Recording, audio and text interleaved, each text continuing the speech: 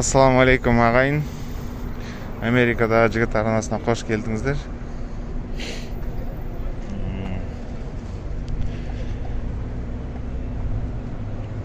Бүгінгі тақырып өмірдің не екенін түсінуді, сырын.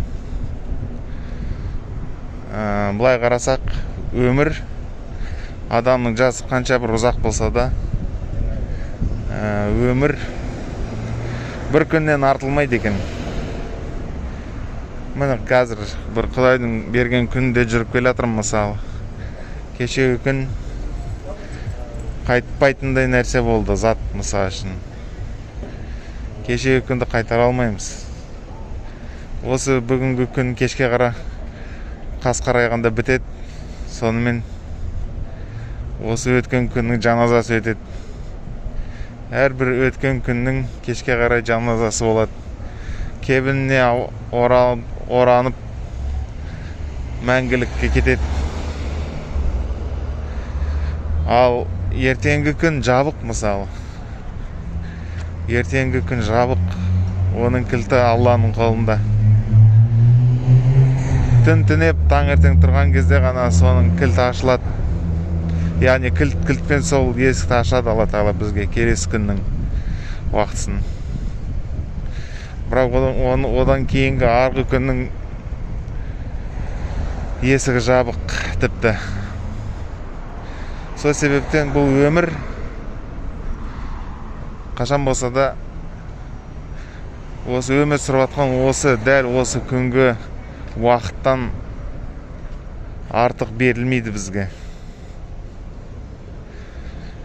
Соны түсінген адам көп нәрсеге қолы жетеді бұл дүниеде. Көп нәрсені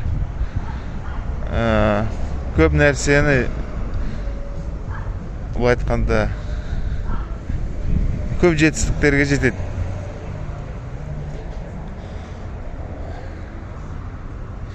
Яғни бұл өмірде бәрін үлгердім деген адам осы бір күннің ішінде бәрін үлгеру керек. Осы бір күннің ішінде туысқандармен қарым-қатынас жасап үлгеру керек. Хабарласатындарға хабарласып, амандасатындарға амандасып. Осы бір күнде адамдарға жақсы сөз айтып, жақсылық жасап үлгеру керек. Бала-шағаңа тәрбие беріп үлгеру керек. Жұбайыңа мейірім көрсетіп үлгеру керек. Спортпен шұғылданып үлгеру керек ер адамға, өйткені әрбір ер адам жауынгер болып саналады.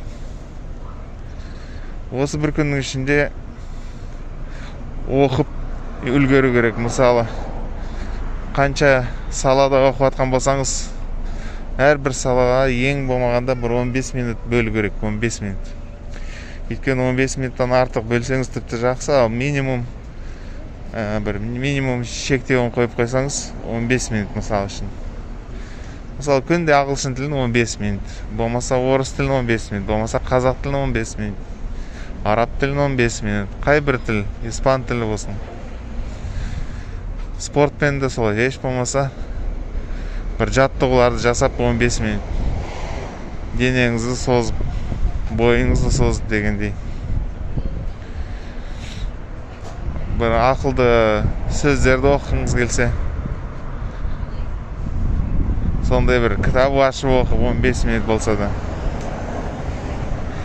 Сөйтіп әрбір Алла Тағала берген күннің уақытысын сол 15 минутқа бөліп мысалы үшін үлгерем десеңіз, онда иншалла өмірде барлық нәрседен үлгересіз.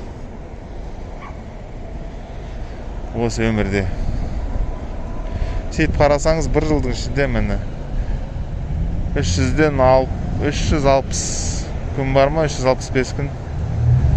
Сонда 365 рет күнде 15 минуттан бір нәрсе жасайтын болсаңыз, бір талай нәрсеге қолыңыз жетеді деп ойлаймын. Жоспарлаған жоспарыңыз ісіне асады. Армандаған арманыңыз алдыңызға келіп қалады. Түсіңіз өң болып қалады, жақсы түстеріңіз. Сол сияқты осы бір күн, бүкіл өміріміз сол бір-ақ күн деп қабылдайтын болсақ, түсінсек, онда иншалла бәрі жақсы болады деп ойлаймын. сол себептен мына дін ұстанатындар, олар мысалы үшін белгілі бір өзінің Құдайға жалбарынатын бес уақытысы бар, соны өткізбей күнде соны атқарып отады. Себебі бір-ақ күнде бір күннің ішінде үлгерсең үлгердің, үлгермесең Құдай біледі, ертең біреуге таң ата ма, атпай ма, Алла біледі оны. Сол ағайын, соны есте болсын сол нәрсе. Иншалла, көзі жетпеген адамдар болса, осыған көзіңізді жеткізейін дегім. Осыдан бастайық. Осыны түсіне бастасақ, біле бастасақ, уақытымызды қадірлейтін болсақ, Құда қаласа көп нәрсеге жетесіздер. Ал Америкадағы жігіт арнасына қалыңыздар, сау отырыңыздар.